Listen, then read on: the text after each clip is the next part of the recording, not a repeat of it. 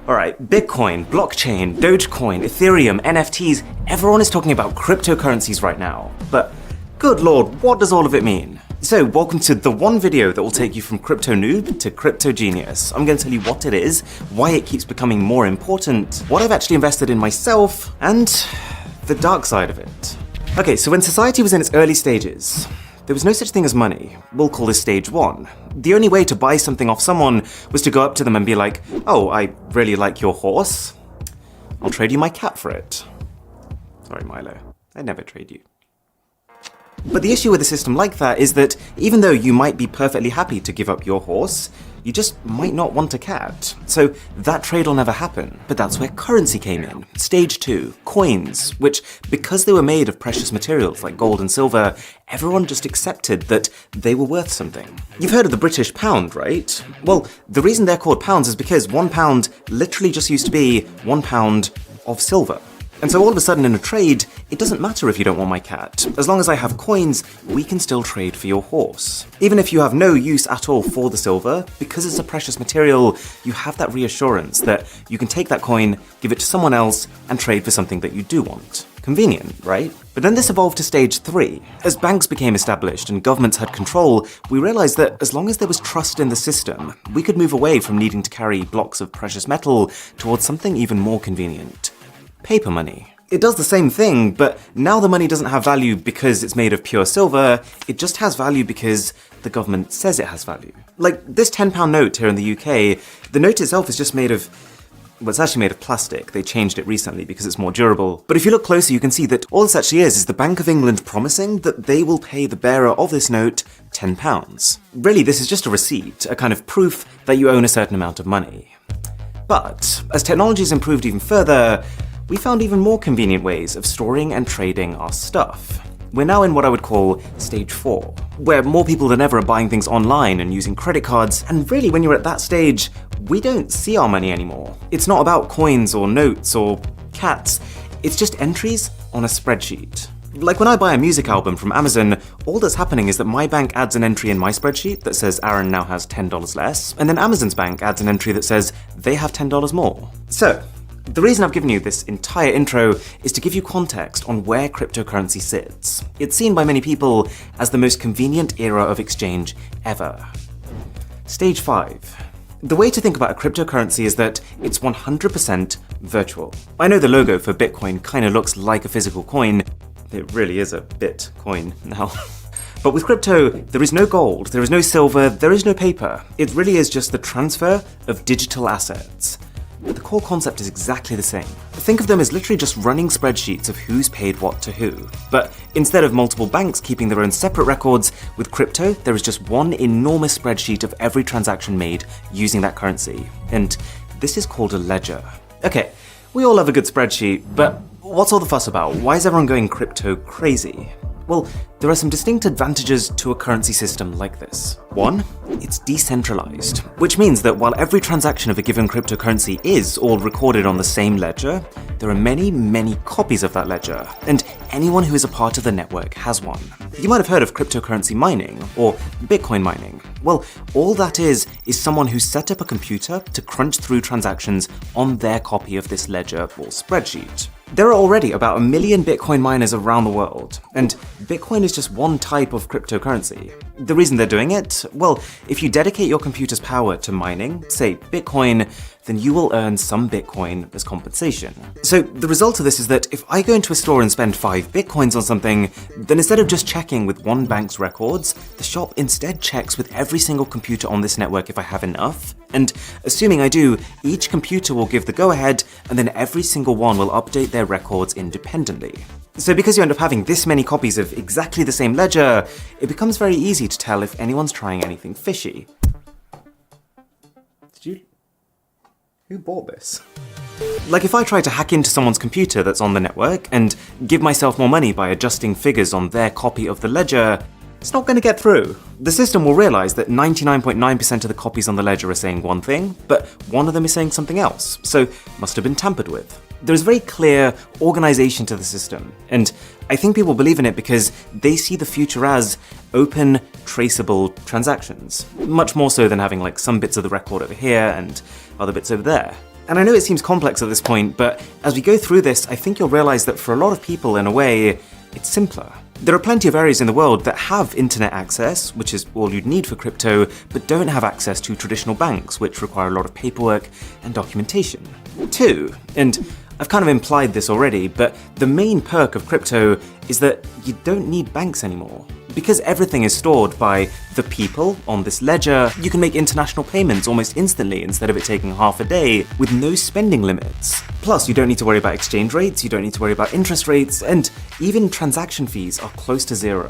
For some cryptocurrencies, that is. But this is where the real fun begins. Fun at parties, I promise. The reason that cryptocurrencies are called cryptocurrencies is because they're secured by cryptography. And one example of this, which a lot of the major cryptocurrencies like Bitcoin use, is blockchain. Now, people often get confused by this. Blockchain is not Bitcoin. Blockchain is not a currency itself. Blockchain is just a secure type of ledger. So you know that big spreadsheet that everyone has that's recording transactions? Blockchain is just a way of organizing it, funnily enough, into blocks. So every time I pay for something with Bitcoin, that transaction is recorded as a block. Each block contains transaction data, like who was paid and how much, a hash, which is a unique identifier, and the hash of the previous block in the sequence, or the last transaction that was recorded. And the pivot on which this system rests is that if something in a block is changed, then that block's hash will change. You might be starting to see where this is going. Because each block also contains the data of the previous block, if the hash of the block here changes, then the next block will no longer have a matching hash with it, and so every subsequent block after that one becomes invalid.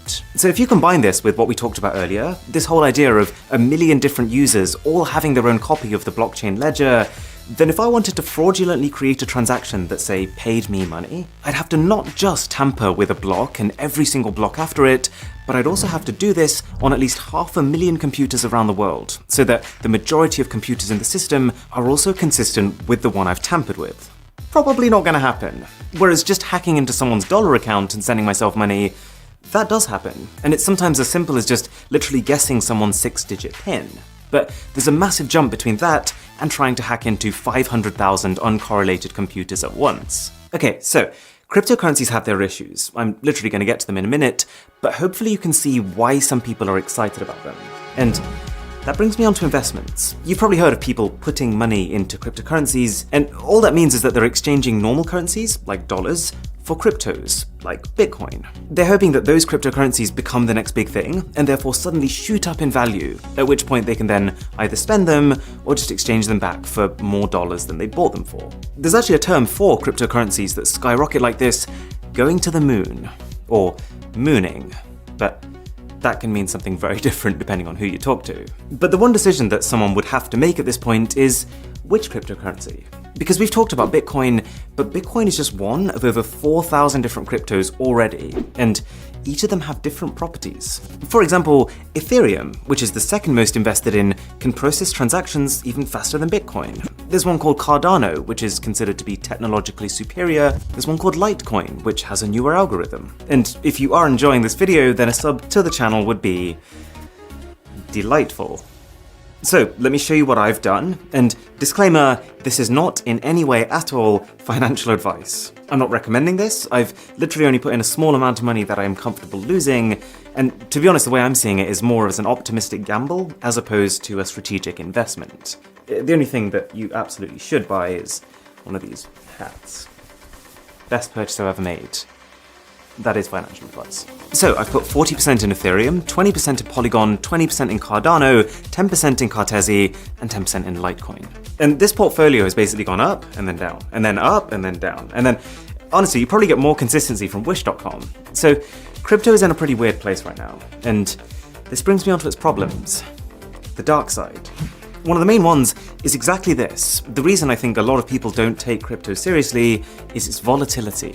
Because these currencies are so new and they're completely digital, unlike, say, the market for gold, no one really knows what they should be worth. And so you find that crypto prices are quite heavily speculative. They're tied to the news cycle. Like when a glowing article comes out about them, prices spiral upwards, but then when Elon Musk posts a tweet that puts them down, they go way down. 2 is the fact that they're not really accepted as a form of payment in, well, most places. Like, yes, I can now book holidays with crypto, I can donate to Wikipedia with crypto, but there's been a lot of companies who are pretty back and forth with it. Microsoft, Tesla, even Burger King are examples of companies who said they were going to accept Bitcoin, and then they said they weren't going to accept Bitcoin. 3. There can be an environmental concern. See, the whole reason why a lot of these cryptos are so secure is because of this concept of transactions being verified many times by many computers. So I think it's a fair criticism that in itself creates a fundamental inefficiency. That much computing power requires a lot of electricity. But at the same time, you could counter this by saying that traditional banking uses more electricity, that there are newer coins with better technology that are more efficient, and that one day we'll be able to get that electricity from renewable sources. Depends who you ask. And 4, there's also a pretty strong sentiment that because there's no real policing or regulation on crypto right now, it's like the perfect currency for criminals. But to be honest, I think the data speaks for itself on that one. According to Chainalysis, 0.34% of crypto transactions are criminal, up to 5% of normal cash transactions are criminal. And I think that's because it's a bit of a misconception that currencies like Bitcoin are anonymous. They're actually pseudonymous, which means that even though your actual details aren't visible to everyone, your public key, your unique identifier, will be permanently baked into the blockchain upon making transactions with it. So cash is just a better currency for most types of criminal activity, because by its very nature, it's untraceable. Don't ask me how I know that. But as well as the negatives, there are also just some straight up odd things that have come about because of crypto. For example, you might have heard of an NFT, a non-fungible token. If you haven't, you might want to take a seat for this one. I don't want to call it stupid, but this one's a head scratcher. So you know how now you can go into an art gallery and you can pay to own a painting? Well, now thanks to the blockchain, you can pay just to have digital ownership over something. So it doesn't stop anyone from using or sharing that thing, but all it means is that you'd effectively be the owner of the original, and they'd all be sharing copies of it, even if, for most intents and purposes, they look and behave identically. Like, a lot of these NFTs are literally just JPEG images. I think the reason some people find this stupid and kind of funny is that there's a distinct difference between buying an NFT and buying the rights over something. So if you buy the rights over something, that's a very legitimate purchase because you can create merch or sell licenses. With an NFT, you can't. The original owner still has all the reproduction rights over that piece. All it is that you're using the blockchain to prove that you have some ownership over that asset. But clearly, just being able to say that has some value, because an NFT of this Gucci ghost sold for $3,600. The CEO of Twitter, Jack Dorsey, he sold the first tweet he ever made as an NFT for $2.9 million. 5 words! I could do that. Any takers?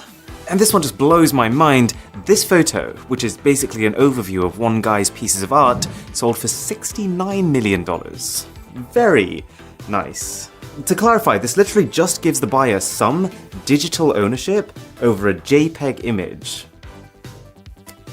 And finally, you might have heard of Dogecoin. Dogecoin is based on the same tech as Litecoin, but it was created as a joke. People started sharing it and putting a bit of money into it because they thought it was funny, but that propelled its value to the point where now we have people who have actually become millionaires just because they bought Dogecoin when it was cheap.